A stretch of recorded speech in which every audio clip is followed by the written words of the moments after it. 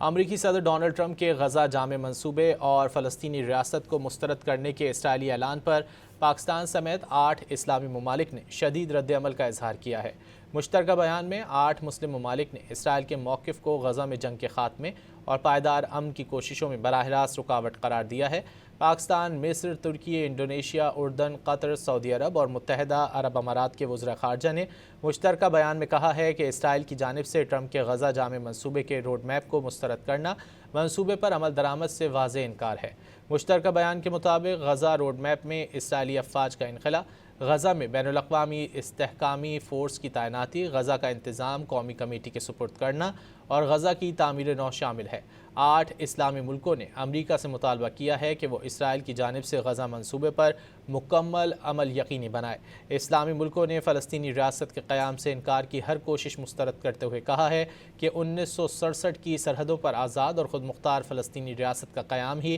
خطے میں پائیدار امن اور استحکام کی بنیاد بن سکتا ہے، جس کا دارالحکومت مشرقی بیت المقدس ہوگا۔